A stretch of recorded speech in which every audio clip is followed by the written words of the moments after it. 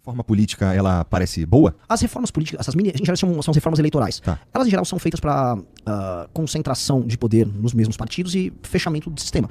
Eu acompanhei com o maior detalhe essa reforma eleitoral, que não sei se vai passar tempo para as próximas eleições, mas eu só acompanhei muita parte... Não é uma reforma política, é uma reforma eleitoral. Reforma eleitoral. Ela é basicamente eu acompanhei para montagem de partido, um fechamento do sistema para novos ingressantes. Aí tem questúnculas, por exemplo, estavam comentando agora, será que podemos ter um voto distrital misto, o Kassab quer, mas assim, se é voto distrital, se não é distrital, se é voto misto, isso não interessa. Não interessa assim, o modelo é uma gincana em que quanto mais dinheiro você tem pra comprar voto, mais poder você tem. Se for esse modelo, não importa muito o desenho, vai ser uma merda. E é isso. A gente tá muito interessado numa reforma política no fim das contas, né? Não, e assim, essa é uma das grandes razões da gente estar montando partido. Se não for pra alterar o sistema de incentivo disso que eu tô te chamando de gincana, não vale a pena, cara, não vale a pena. Não vale a pena porque você começa a não conseguir fazer nada. E dá pra fazer isso, cara? Porque precisaria de uma vontade política, assim, grande, de uma galera. Ainda mais agora que eles estão querendo, vai e vem, na real, esse papo de aumentar os deputados aí.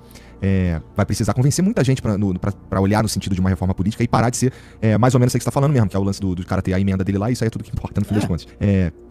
Tu é otimista nesse sentido? Eu sou otimista porque vai colapsar o modelo atual. Não sou eu falando, se for pegar, por exemplo, do Marcos Lisboa, falando sobre o colapso das contas públicas para 2028. Se a gente vai vendo, vamos dizer, como a maior parte dos municípios não tem condição de autossustento, o desenho político institucional brasileiro tá ficando muito caro. E só o custeio tá ficando caro, os privilégios estão muito caros.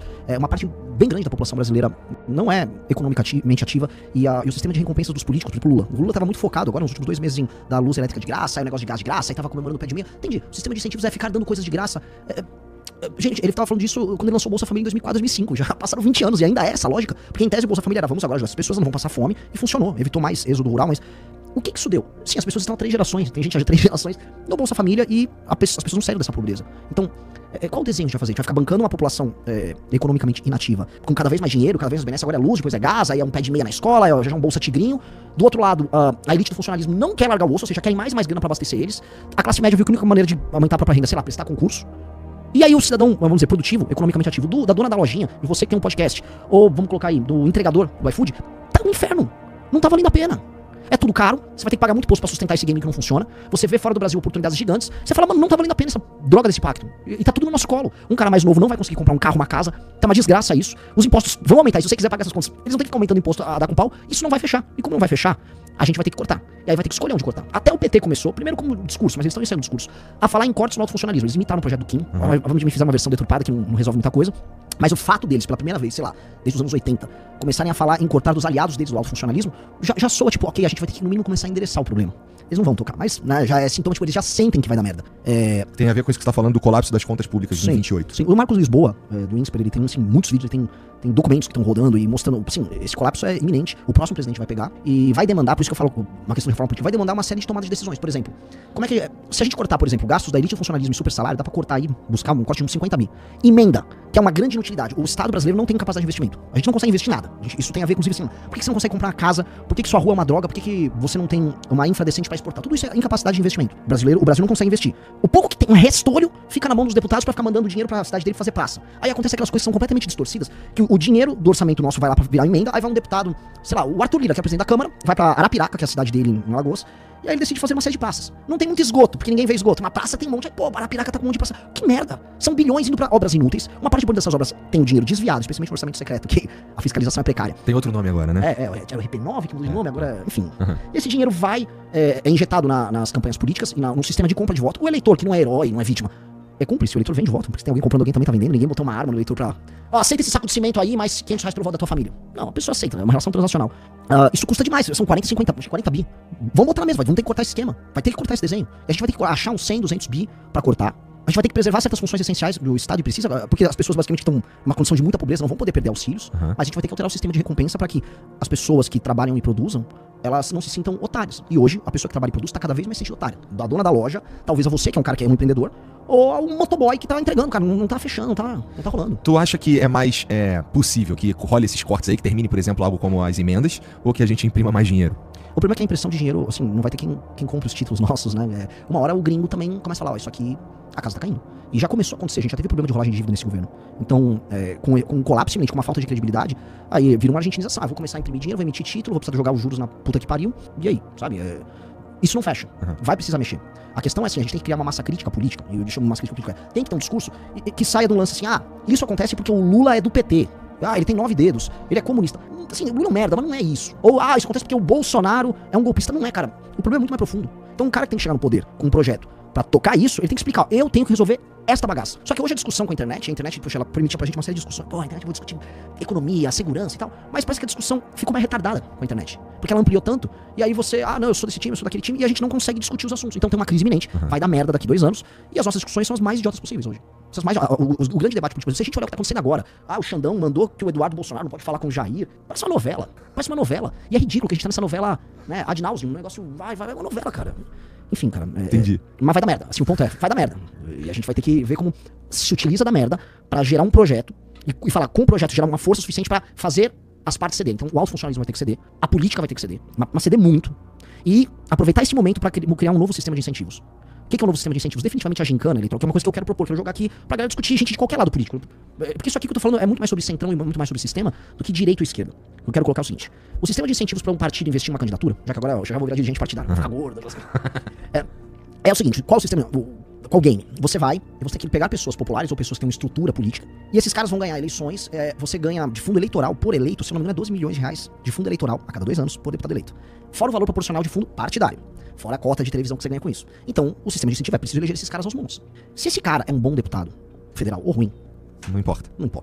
Esse cara tem direito à emenda. Se ele tá no bom esquema, ele pega a emenda com orçamento secreto. Joga na base dele.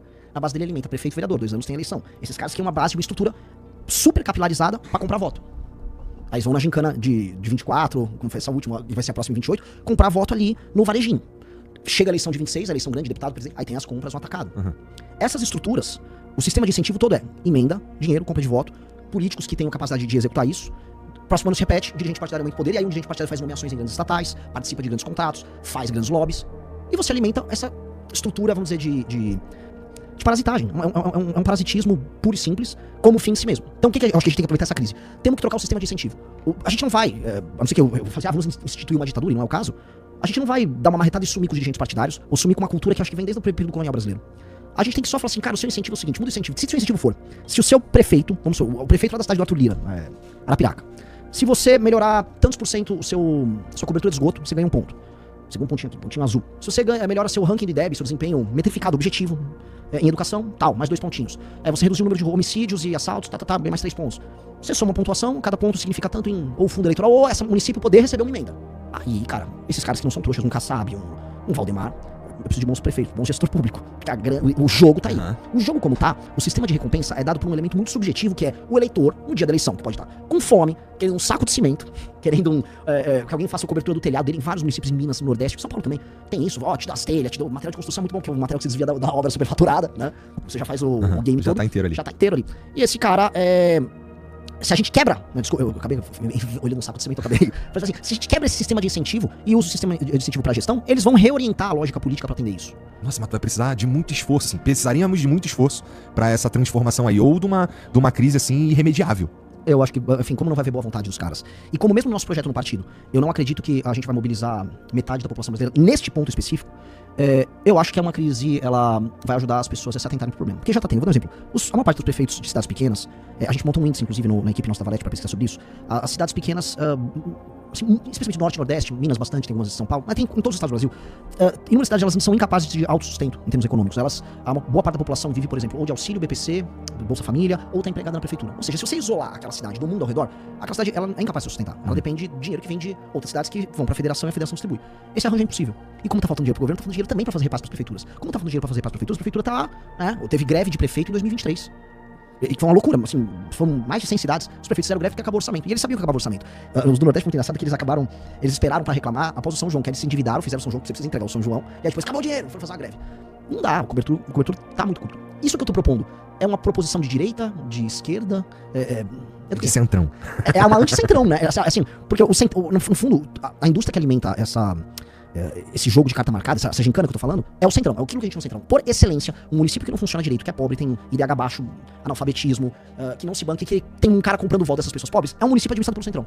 E a gente provou, a gente fez um estudo, tá na revista Valete, que quanto mais baixo o IDH e menores esses índices que eu descrevi, maior a quantidade de voto no centrão, em candidato centrão. Então existe uma correlação, o centrão é o parasita que vive da pobreza. A discussão se é esquerda ou direita acontece em geral com pessoas que já subiram um grau ali, então você vai ter lugares com o IDH mais alto, e você tem uma renda maior das pessoas, as pessoas são mais autossuficientes, aí elas vão tomar decisões de voto baseadas, por exemplo, em ideologia. A gente tem esse problema que vem antes, que é, ok, Eu preciso acabar com o sistema de compra de votos no Brasil, porque os políticos que vendem compra voto não têm compromisso em votar com nada, e o que interessa pra eles é ter grana pra se manter se replicando. Eu diria que esse é o problema número 1 do Brasil. De longe. Esse é o grande problema do Brasil. Se a gente um dia conseguir resolver esse problema, eu não digo que os outros problemas vão se resolver sozinhos, mas a capacidade da gente fazer grandes reformas para mudar o Brasil se altera, porque a dinâmica em Brasília se altera, porque os políticos no Brasil se alteram e a natureza toda do jogo se altera. Pra isso precisa de uma nova Constituição, por exemplo? Não, por incrível que pareça, isso que eu tô falando, sistema de recompensas, não precisa de nada. É uma lei você pode fazer uma alteração na lei dos partidos políticos, e na lei própria que rege o sistema. Nem sei se é a lei eleitoral, sabe? Porque ela é basicamente uma lei que dispõe sobre partidos políticos, remuneração, e a partir de emendas, talvez seja uma lei. Acho que não é da matéria constitucional, lei normal, lei complementar. Uhum. Acho que seria algo simples. Ela não passa, ela não é discutida porque ela altera uma tradição política nossa, que a gente dá o nome de patrimonialismo, que pra mim é a razão do nosso subdesenvolvimento. A razão do subdesenvolvimento brasileiro é essa. E é isso que precisa ser combatido. Gostou dessa análise? Assista o Análises Renais de segunda a sexta no canal do MBL Live TV, às 15 horas. Para mais cortes como esse, se inscreva no Pela Missão. Conheça a nova Constituinte Brasil 2025 e veja o que os brasileiros pensam sobre as regras atuais. Peça o seu em forumbrasil3d.com.br ou WhatsApp na tela. Se inscreva no canal para mais cortes.